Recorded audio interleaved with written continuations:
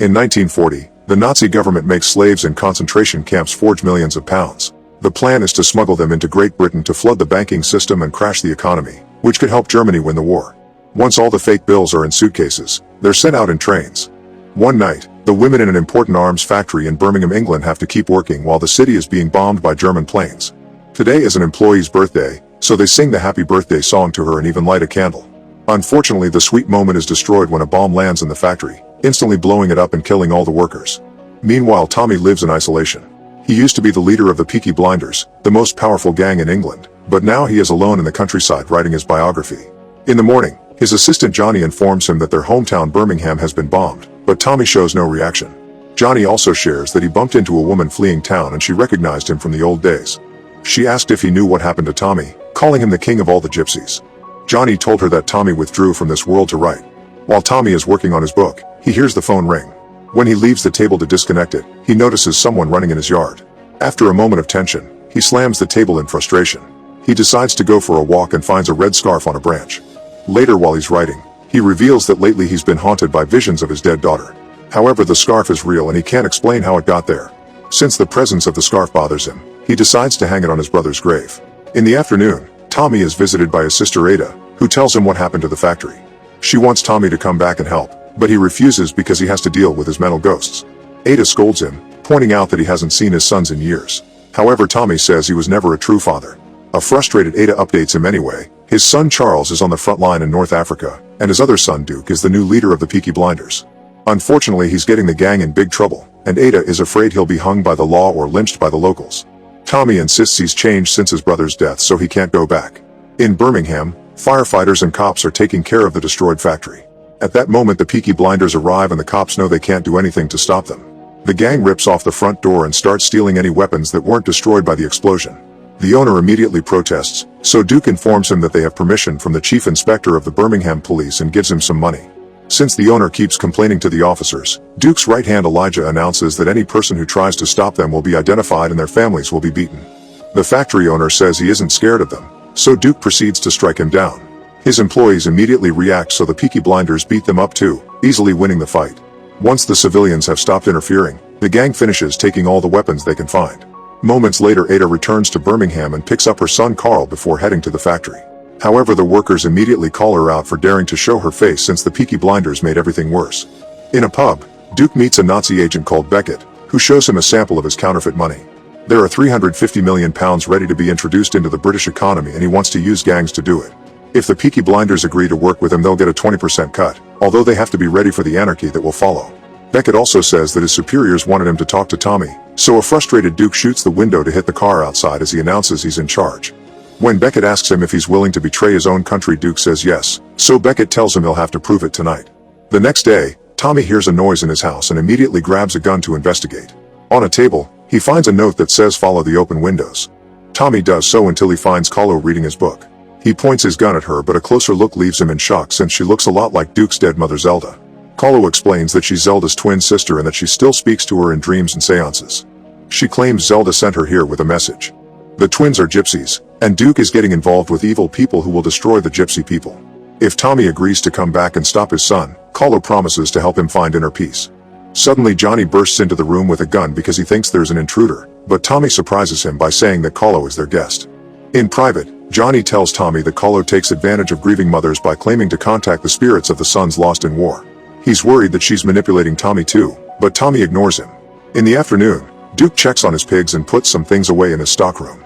At that moment, he's approached by Ada, who calls him out for the factory raid and asks about the pigs. Duke claims that a slaughterhouse was hit, so he's temporarily taking care of them, but Ada doesn't believe his story. Then Duke reveals he's been selling medicine, and Ada remembers that the hospital was robbed of its supply. She threatens to report him, however Duke points out that nobody can stop him. Afterward, Ada goes to see a friend who used to work for Tommy. She tells him what Duke has been doing and that she's thinking of going to the military police. Ada asks him for his testimony and support, but he refuses to help her. Going against Duke will only get them in trouble, and he believes that the only one who can stop him is Tommy. Meanwhile, Tommy goes to his wine cellar and accidentally drops a bottle when he hears a noise. He has a vision of his days in the frontline tunnels during the war, which confirms he suffers from severe PTSD. In his book, he writes that he brought the war to his home. To be able to sleep, he needs to smoke. Later, he's startled awake by Carlo, who brings him the scarf and asks about his brother. Tommy refuses to talk about it, but Kahlo keeps pushing, claiming she's actually Zelda using her sister's body. When Tommy doesn't believe her, she says the scarf was left by his daughter and that she spoke to his brother, quoting what Tommy said to the grave as proof. Now he's intrigued and wants to know more, but she'll only share more if he agrees to help Duke. Tommy says he isn't that man anymore, so she offers to help him bring his old self back. Then they start getting naughty while she talks about their old secret spot for dates as more proof that she's Zelda. When they're done, Kahlo tells Tommy that his brother doesn't blame him for his death and everyone believes he self-deleted. Tommy tries to shut her up, revealing that the brother stole his car, so Tommy went after him. Overwhelmed by guilt, Tommy admits what happened. The night had been foggy and his brother had smoked too much, so he thought Tommy was the devil. In the struggle, Tommy accidentally killed him. Kahlo comforts him, saying that Tommy has to let go. He couldn't save his daughter or his brother, but he can still save his son. In the evening, Birmingham is bombed again. People rush to the shelters and Ada takes the chance to talk to all the locals at the same time. She wants to stop Duke, but she'll need their testimonies to go to the military police. Meanwhile, Duke meets with Beckett and Virgil, the deputy head of the British Fascist League. Virgil will help distribute the fake money across the country, so he wants to discuss the details. Duke shares his plan to use 3 canal boats to collect the cash, which impresses Virgil. Then Beckett reveals he's received intel that marks Virgil as a traitor and therefore can't be trusted. Duke immediately shoots Virgil, who tries to crawl away while slowly bleeding out. Duke shoots him a second time to kill him, but Beckett orders him to use all his bullets on him. Afterward, Duke is left in a very anxious state, so Beckett assures him that he works with extremely important people and Duke will be protected. Soon Duke will have to take the boats to Liverpool and collect the money, but for now Duke must get rid of the body. After Beckett leaves, Duke smashes a bottle in frustration. Then he feeds the body to the pigs. In Liverpool, the ships with the suitcases full of money finally arrive. The next morning, Tommy finds himself alone in bed with the scarf. After putting it back on his brother's grave, he finally decides to act. He puts on his old clothes and gets his car, announcing he's going to Birmingham. A very worried Johnny thinks this is crazy and volunteers to go with him. In the meantime, Duke wakes up after spending the night with a woman. He realizes he still has Virgil's clothes, so he burns them. At that moment he's approached by Beckett, who tells him what Ada did in the shelter. He wants Duke to kill her before she goes to the military police. Beckett also says he's ashamed of his son, but he'd be very proud of Duke if he was his child. Afterward, Duke follows Ada and Carl around town and hides in a phone booth where he can pull off the perfect shot. However, his feelings for his family don't allow him to do it, so he smashes the phone in fury. He continues to follow her and notices a car stopping near her. When Beckett comes out, Duke yells to warn her. Unfortunately, it's too late. Beckett shoots her a few times to kill her and steals the bag with the testimonies. Before leaving, he tells Duke that he didn't make him proud. Carl has a breakdown and Duke can only stare, feeling helpless. On the road, Tommy stops the car and comes out to stare at Ada's ghost, which makes him realize she's dead. Minutes later, he arrives at the crime scene and a cop tells him that Duke was involved in Ada's death. Tommy sends Johnny to the mortuary to guard Ada's body while he takes care of the rest.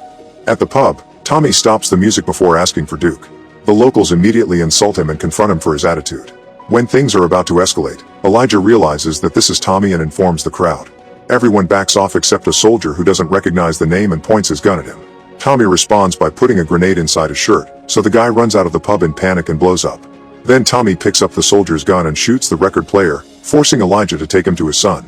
In the stockroom, Duke packs a few things and tries to leave. However, Tommy finds him and throws him in the mud.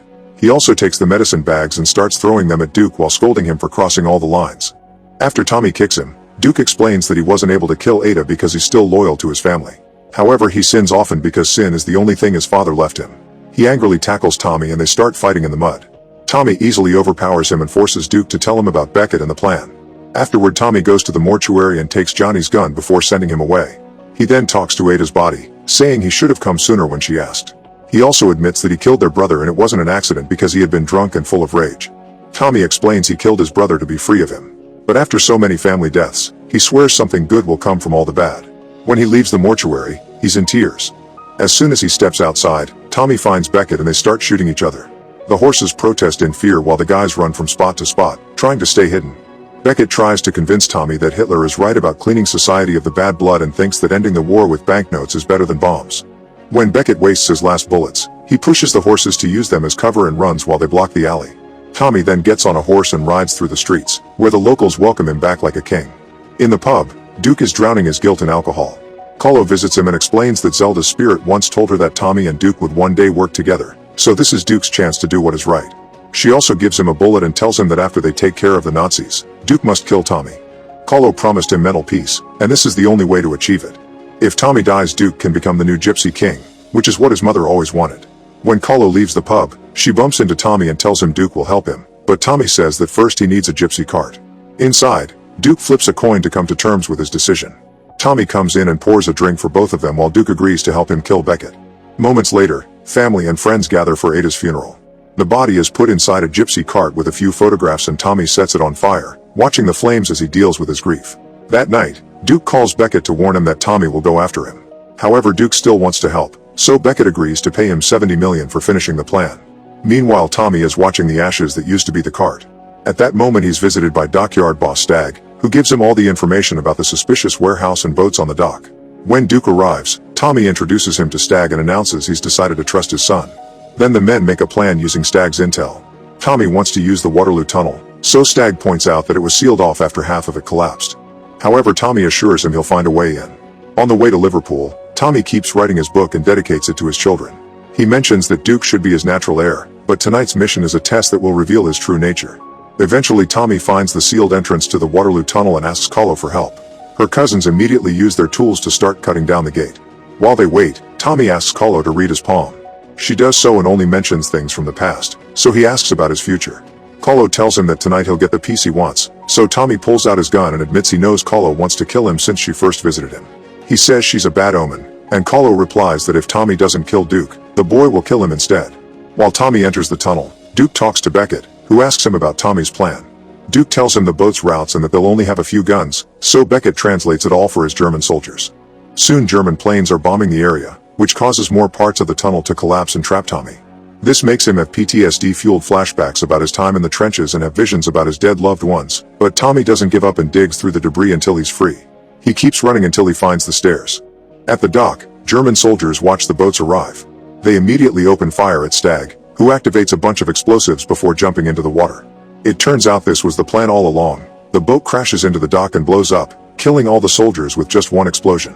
In the warehouse, Beckett realizes Duke tricked him and points his gun at him. Duke explains that his coin told him to disobey his father, but he chose to disobey the coin and do the right thing instead. At that moment, a bomb explodes inside the warehouse. This knocks Beckett down and Duke runs away while Tommy finally gets to come inside.